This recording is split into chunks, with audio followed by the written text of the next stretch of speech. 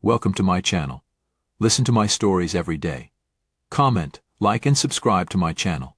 Enjoy listening. I was sitting at my desk at work, immersed in the never-ending stream of emails and reports. The hum of the office around me was a familiar, almost comforting backdrop to my daily grind. I glanced at the clock, 3:17 p.m. The day was dragging, as Mondays often do. I rubbed my temples, trying to fend off the headache that was beginning to form, when suddenly a satisfied colleague, Jim, with whom I used to chat frequently, came up to me. Jim had always been the office jester, known for his inappropriate jokes and brash demeanor. His grin was wider than usual as he leaned against my desk, a smug glint in his eyes.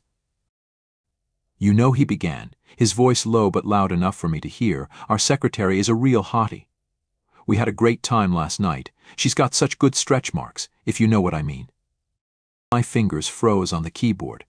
My mind struggled to process his words, each one a dagger to my heart. Jim continued, oblivious to my internal turmoil. "Man, she's wild. We went out for drinks, and one thing led to another. You should have seen her, totally into it. I never knew she had it in her." His laughter was a harsh sound, grating against my ears. I felt a cold sweat break out on my forehead. The secretary he was talking about was Jessica, my girlfriend of 2 years. We had kept our relationship private, not wanting to mix our personal lives with the professional. Clearly, Jim had no idea. But now, his words burned like acid. I forced a smile, hoping it looked more genuine than it felt. "Oh yeah," I said, my voice strained. "Sounds like you had quite the night." He leaned closer, the smell of his cheap cologne overwhelming. "You bet. We should double date sometime, bring your girl along. Jessica's a keeper." The irony was almost too much to bear. I clenched my fists under the desk, my nails digging into my palms. I nodded absently, my mind racing. In that moment I realized revenge must be brutal. To begin with, I needed information. Jim was notorious for his loose lips and tendency to overshare. I decided to play along, to act interested. "So, what did you guys do exactly?" I asked, forcing a note of curiosity into my voice. Jim launched into a detailed recount of their evening, his voice a mix of pride and lechery. As he spoke, I nodded and smiled in all the right places, my mind already formulating a plan. I would use his arrogance against him, gather every bit of incriminating detail. When he finally wandered off, leaving me with a triumphant slap on the back, I felt a surge of determination. I grabbed my phone and sent a quick text to Jessica, asking her to meet me after work. I needed to hear her side of the story, to confirm what Jim had said. The rest of the day passed in a blur. I went through the motions, my mind elsewhere. When the clock finally struck 5, I grabbed my jacket and headed out, my heart pounding in my chest. Jessica was waiting for me at our usual spot, a quiet cafe a few blocks from the office. She smiled when she saw me, but her expression faltered when she noticed the look on my face. "What's wrong?" she asked, concern in her eyes. I took a deep breath, trying to steady my voice. "We need to talk about last night." Her face went pale. "Last night." Jim told me everything I said, my voice shaking with a mix of anger and hurt. "He said you two went out, that you." I couldn't finish the sentence. The pain was too much. Jessica's eyes filled with tears. "I can explain," she whispered. "It's not what you think." I listened as she told her side of the story. How Jim had invited her out for a drink to discuss work, how he had gotten her drunk and taken advantage of the situation. My anger shifted from her to him, a burning rage that consumed me. "That bastard," I muttered. "He's going to pay for this."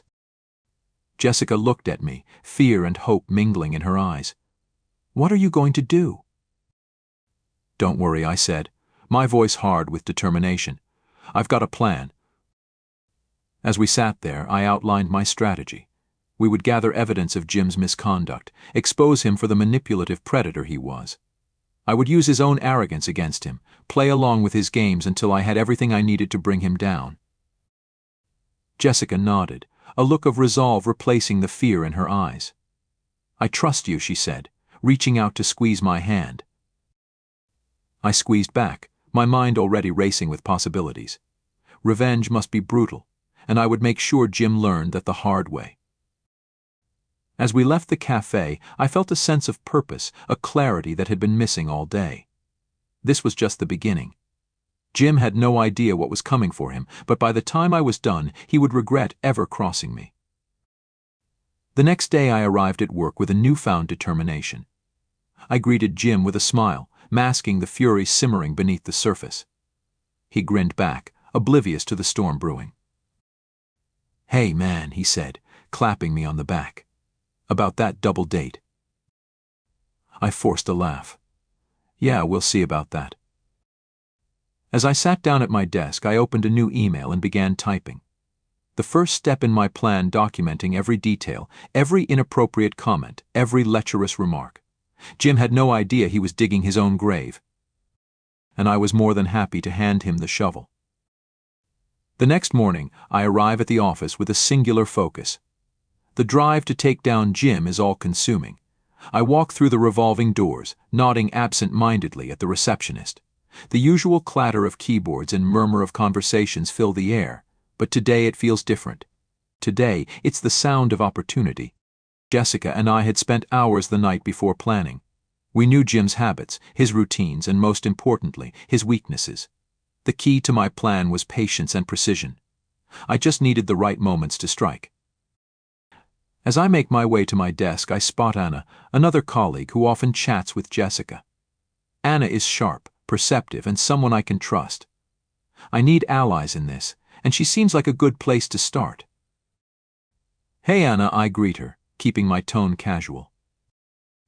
"Hey Dave," she replies, her face lighting up with a friendly smile. "What's up?" I lean in slightly, lowering my voice. "Can I talk to you for a minute? It's about Jessica." Anna's smile fades, replaced by concern. "Of course. What's going on?" We find an empty conference room, and I close the door behind us. I take a deep breath, steeling myself for what I'm about to reveal. "It's Jim," I begin, my voice steady. "He did something terrible to Jessica. I need your help to make sure he faces consequences." Anna's eyes widen. "What did he do?" I recount the previous night's events, watching as her expression shifts from shock to anger. When I finish, she's practically seething. "Oh, that bastard," she mutters. "What do you need me to do?" "First, I need you to keep an eye on him. Listen for any inappropriate comments or behavior. Document everything. We need evidence." Anna nods, her resolve clear. "You got it. Whatever you need." With Anna on board, I feel a surge of confidence. We return to our desks, and I catch Jim glancing my way. His smirk is infuriating, but I force myself to smile back. The game has begun.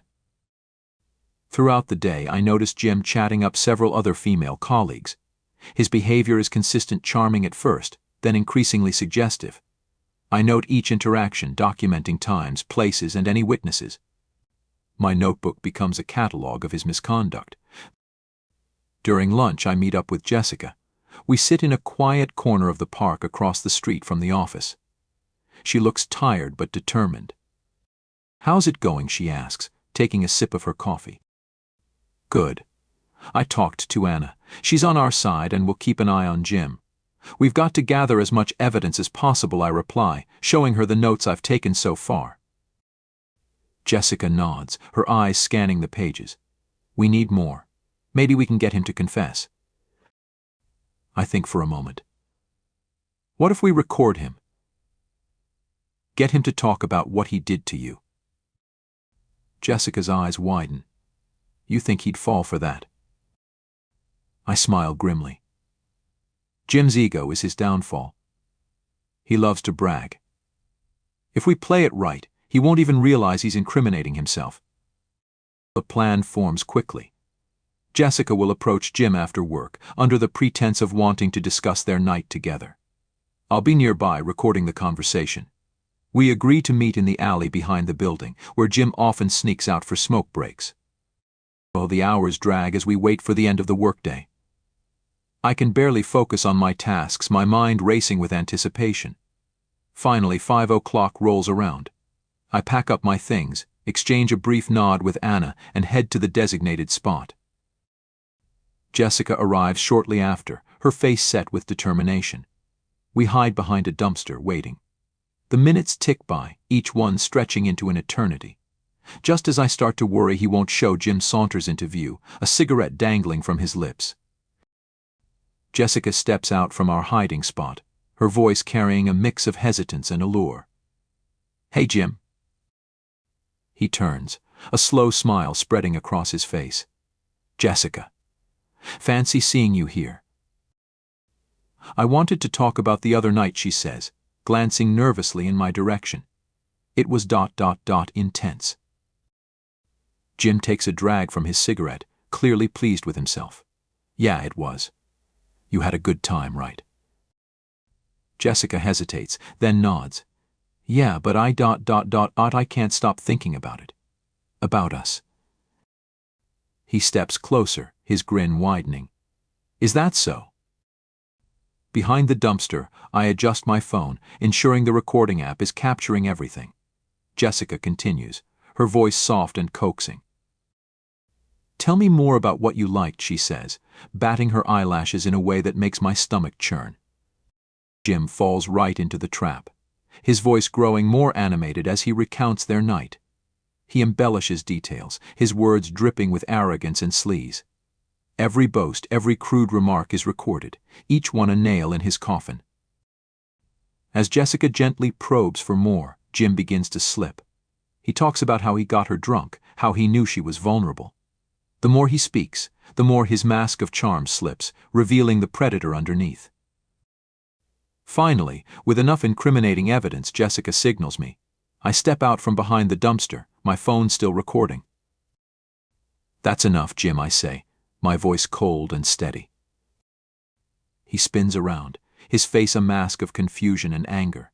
"What the hell is this?" I hold up my phone. "This is you confessing to what you did to Jessica. And it's all on tape." Jim's face goes pale. "You can't do this," he stammers. "You can't prove anything." Jessica steps forward, her eyes blazing. "We have enough to ruin you, Jim. You think HR will turn a blind eye to this?" For a moment, Jim looks like he might lash out. But then he sees the determination in our eyes, the unyielding resolve. His shoulders slump, the fight draining out of him. "Fine," he mutters. "What do you want?" I exchange a glance with Jessica. We've won this battle, but the war isn't over. Jim will face consequences, but our work isn't done. There are others like him, others who need to be held accountable. "We want you to resign," I say, my voice firm. Quietly. "And if we ever hear about you doing this to anyone else, we'll make sure everyone knows what kind of person you are." Jim nods, defeated. "Fine. I'll resign." As he walks away, a sense of victory washes over me. We've taken the first step in our fight for justice. But I know this is only the beginning. The path ahead is long and fraught with challenges, but with Jessica and our allies by my side, I'm ready for whatever comes next. The next morning, I arrive at the office, a mixture of anticipation and wariness churning in my gut. Yesterday's victory against Jim is a significant first step, but the path ahead remains uncertain. I glance around the open plan office, my gaze settling briefly on the empty desk where Jim once sat. His resignation has already made the rounds, sparking hushed conversations and speculative whispers among our colleagues. But I can't let my guard down yet. I head straight to my desk, my mind already racing through the next steps. Anna catches my eye from across the room and gives a subtle nod. I make a mental note to talk to her later. For now, I need to focus on my next move. Around mid-morning, Jessica approaches my desk. She looks more composed today, a sense of determination replacing the fear that had shadowed her features. "Dave, can we talk?" she asks quietly. Of course, I reply, standing up. "Let's go to the conference room." Once we're inside, I close the door behind us. Jessica takes a seat, her eyes scanning the room as if ensuring we're truly alone. What's our next move, she asks, her voice steady.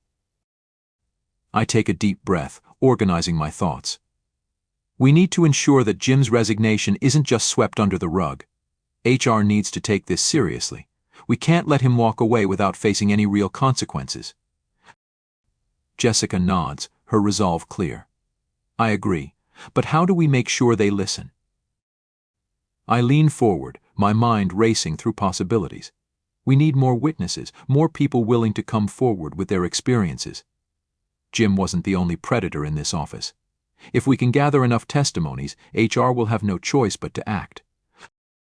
Jessica's eyes narrow in determination.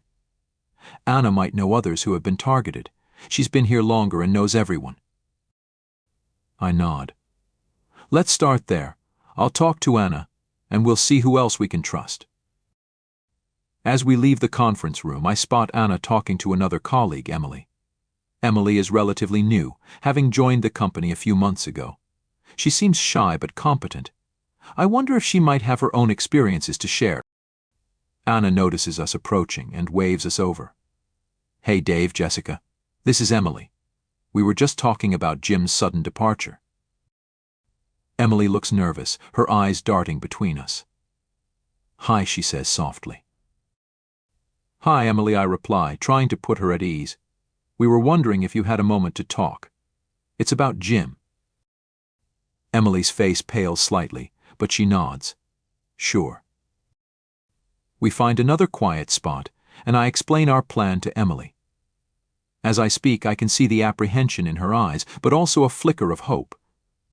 I don't know, Emily says, her voice barely above a whisper. Jim made me uncomfortable a few times, but I didn't think anyone would believe me. Jessica reaches out, placing a comforting hand on Emily's arm. We believe you, and we need your help to make sure this doesn't happen to anyone else. Emily takes a deep breath, her eyes meeting mine with newfound determination. Okay, I'll help. With Emily on board, our small coalition starts to take shape. Over the next few days, we approach more colleagues, carefully choosing those we believe we can trust. Some are hesitant, scared of the repercussions, but others are eager to see justice served. One afternoon, as I'm heading to the break room, I run into Mark, one of the senior developers. He's a no-nonsense kind of guy, always focused on his work. But I've seen the way he looks out for the younger staff, a protective instinct that I hope to tap into. Hey, Mark, I say, catching his attention. Got a minute? Mark raises an eyebrow but nods. Sure, what's up? I explain the situation, watching his expression closely. As I recount Jim's actions and our plan to hold him accountable, Mark's eyes harden with anger. That bastard, he mutters. I always knew he was trouble. Will you help us, I ask, my tone earnest. We need more voices, more support. Mark crosses his arms, his gaze unwavering.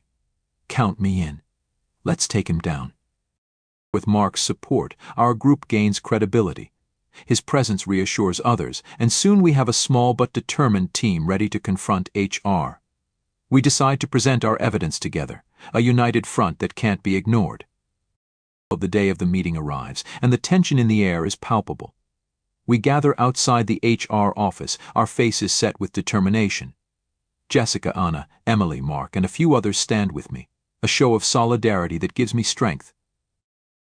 As we step into the office, the HR manager, Ms. Thompson, looks up in surprise. What's going on, she asks, her tone cautious. I step forward, a folder of documented evidence in hand. We need to talk about Jim and the culture of harassment in this office. Ms. Thompson's eyes widen as she takes in the sight of our group.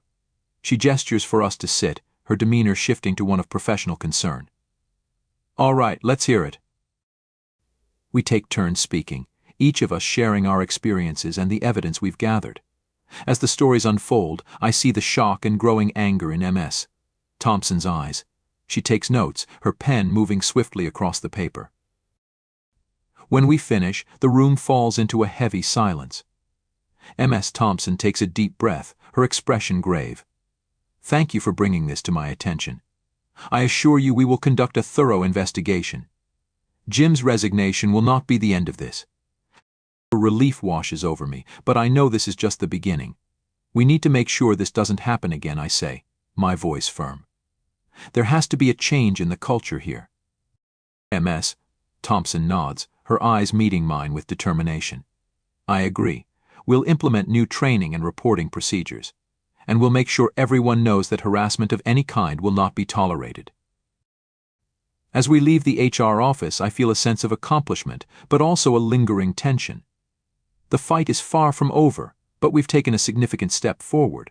Our group disperses, but the bond we've formed remains strong. Later that evening, Jessica and I sit in the park again, the weight of the day's events settling over us. We did it, she says softly, her hand slipping into mine. I squeeze her hand, a smile tugging at my lips. Yeah, we did. But we have to stay vigilant. This is just the beginning. Jessica nods, her eyes reflecting the same determination I feel. Together, she says. Together, I echo. As the sun sets, casting a warm glow over the park, I feel a sense of hope. The road ahead may be long and challenging, but with Jessica and our allies by my side, I'm ready to face whatever comes next. The fight for justice continues, and I won't stop until we've changed the culture for good. The weeks that follow are a whirlwind of meetings, interviews, and investigations. True to her word, Ms. Thompson takes our complaints seriously, and the company initiates a thorough review of its policies and culture. The atmosphere in the office shifts noticeably, a mix of anxiety and cautious optimism. The tension is palpable, but so is the sense of impending change. One afternoon, Jessica, Anna, Mark, and I are summoned to a meeting with the senior management team. The gravity of the situation is clear as we walk into the conference room, where a group of stern-faced executives awaits us. Among them is Mr. Peterson, the CEO, a man known for his no-nonsense approach and commitment to maintaining the company's reputation. Thank you all for coming, Mr. Peterson begins, his voice firm yet calm. We've reviewed the evidence you've provided, and we commend your bravery in coming forward. We exchange glances, a mixture of relief and apprehension. Jessica squeezes my hand under the table, her presence a steadying force. We have decided to implement immediate changes to our policies, Mr. Peterson continues. But there is one more thing we need to address. The room goes silent, and I feel a knot of tension tightening in my stomach. What more could there be? Mr. Peterson looks directly at me, his expression unreadable. Dave, we have received some additional information that concerns you directly. I blink, taken aback. Me? He nods, his gaze unwavering. It appears that Jim was not acting alone in his misconduct.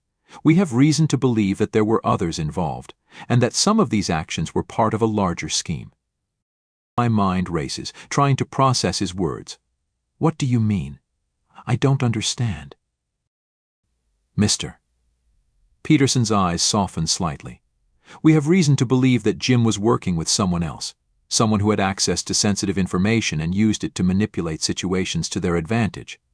We're investigating all possible leads, but we need your help. I glance at Jessica, her face mirroring my confusion and concern. Of course, I say, my voice steady despite the turmoil inside. I'll do whatever I can to help. Thank you, Mr. Peterson replies. We'll need to conduct a thorough review of all your communications and interactions within the company. It's crucial that we get to the bottom of this. As the meeting concludes, we leave the room with a heavy sense of uncertainty. The revelation that Jim might have had an accomplice adds a new layer of complexity to an already tangled situation. Later that evening, Jessica and I sit in our apartment, trying to make sense of the day's events. The weight of the investigation hangs over us like a dark cloud. Who do you think it could be? Jessica asks, her voice filled with worry. I don't know, I admit, running a hand through my hair. But we'll find out. We have to. The next few days are a blur of interviews and reviews. The IT department combs through emails and messages, looking for any signs of collusion. Tensions run high as everyone becomes a potential suspect. One afternoon, I receive an unexpected call from Anna. Her voice is tense, a far cry from her usual cheerful demeanor. "Dave, I need to talk to you. It's urgent." We meet in a quiet corner of a nearby park, away from prying eyes and ears. Anna's face is pale, her eyes darting nervously. "What's going on?" I ask, my concern growing. Anna takes a deep breath, her hands trembling. "I found something. It's about Emily." "Emily," I echo, my mind racing. "What about her?" Anna hands me a stack of papers, her expression grim.